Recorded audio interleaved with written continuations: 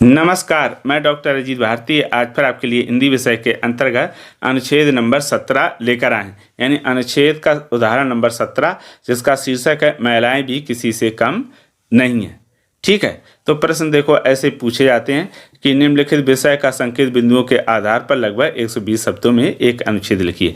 देखो ये कक्षा 10वीं सीबीएसई बोर्ड हिंदी विषय में पूछा जा चुका है और उसमें 3 प्रश्न पूछे जाते हैं।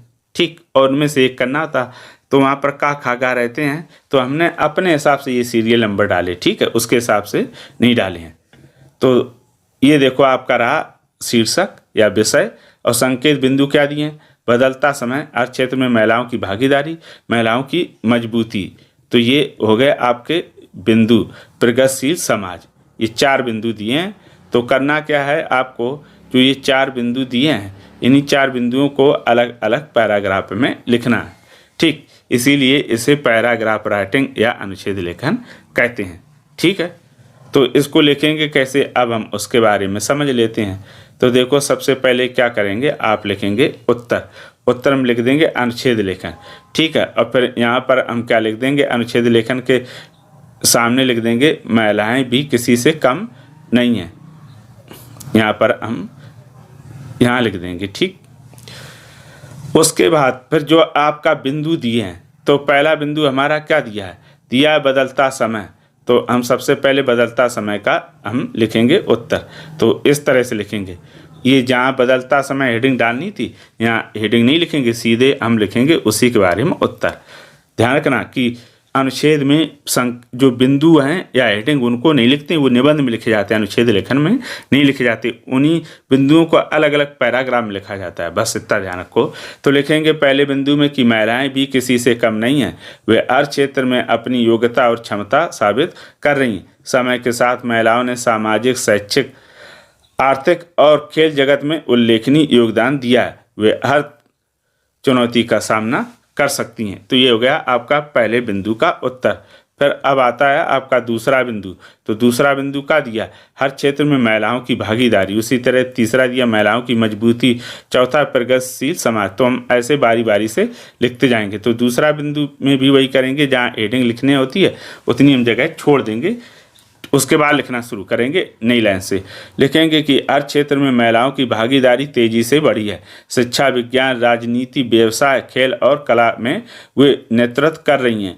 उनकी प्रतिभा और मेहनत ने उन्हें सामाजिक बदलाव का प्रेरक बना दिया और वे समाज के विकास में महत्वपूर्ण भूमिका निभा रही हैं। फिर आगे लिखेंगे अब अगला बिंदु तीसरा, तो उसमें भी हेडिंग वाली बिंदु वाली जगह छोड़ देंगे, उसके आगे से लिखना शुरू करेंगे नई लाइन से। महिलाएं किसी से कम नहीं, लेकिन सामाजिक बाधाएं, लैंगिक भेदभाव, असमान वेतन और घरेलू जिम्मेदारियां उनकी मजबूरी बन जाती है।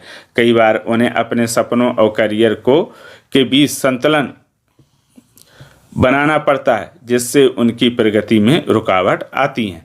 फिर आता है अगला बिंदु, उसमें भी हम बिंदु या हेडिंग की जगह छोड़ देंगे, उसके आगे से लिखेंगे नई लाइन से। कैसे प्रगतिशील समाज में महिलाएं किसी से कम नहीं हैं। वे शिक्षा, व्यवसाय, विज्ञान और राजनीति राजनीति जैसे हर क्षेत्र में अग्रणी भूमिका निभा रही हैं। समाज का समर्थन और समान अवसर उनके विकास को प्रोत्साहित करते हैं, जिससे समग्र विकास और प्रगति संभव होती है। तो ये हो गया आपका अनुच्छेद समाप्त। अब ध्यान कौन कौन सी बातें रखनी, एक तो ये कि जब भी अनुच्छेद लिखेंगे तो हेडिंग ना डालें और उन्हीं बिंदुओं के आधार पर लिखेंगे। यानी जो बिंदु ये दिए हैं इसके आधार पर उत्तर लिखेंगे, अपने मन से ना लिखें, यानी अपने मन से बिंदु बना के ना लिखें। बस ये ध्यान रखना, इन्हीं विषयों से संबंधित लिखेंगे। एक तो ये, दूसरा जब अनुच्छेद लिखेंगे तो आप क्या करेंगे, जो कठिन शब्द हैं उनका बिल्कुल प्रयोग ना करें। हमेशा कैसे शब्दों का प्रयोग करें, कहने का मतलब ये है कि जब अनुच्छेद लिखें आप कठिन और डिफ़िकल्ट शब्दों का प्रयोग ना करें, उसकी जगह दूसरे ऐसे शब्दों का प्रयोग करें जो आप सरल और आसानी से लिख पाएँ। क्योंकि कभी कभी क्या होता है कि बच्चा पता नहीं कहाँ कहाँ से आंसर कठिन कठिन शब्द ढूंढ लाता है और फिर लिख देता है, वो जाते गलत और उसकी वजह से क्या होते हैं, नंबर जाते हैं कट। लेकिन अगर जिसको कठिन शब्द लिखने आते हैं तो उसके लिए कोई दिक्कत नहीं।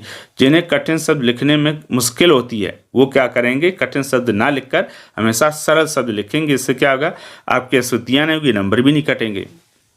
और क्या ध्यान रखना, छात्र क्या होते हैं, जैसे ये शब्द गलत है महिलाएं तो हम ऐसे काटेंगे, ठीक, ऐसे एक लाइन से काटो। बच्चा क्या करता है, ऐसे इस तरह से पेंटिंग सी कर देता है, और क्या होते हैं वो हाईलाइट होने लगते हैं, जो आंसर होता है वो छिप जाता है, ये जो हमारी ओवर राइटिंग वो दिखती है। इसका प्रयोग बिल्कुल ना करें, और लेखन भी बहुत ही सुंदर लिखें, ये ध्यान रखना, ठीक है। मैंने इसके जो डिस्क्रिप्शन बॉक्स है उसमें बाकी के उदाहरण की लिंक दे दी है, आप उन लिंकों पर जाओ तो आपको अलग अलग विषयों पर क्या मिलेगा, अनुच्छेद, उसको क्लिक करो तो सरल भाषा में आप आसानी से अनुच्छेद समझ सकेंगे। अगर किसी प्रकार का कोई डाउट है तो कमेंट करके हमें बताइएगा। तो फिर आज के लिए इतना ही, अब हम फिर मिलेंगे किसी नए विषय के साथ, तब तक के लिए आप स्वस्थ और सुखी रहें। धन्यवाद।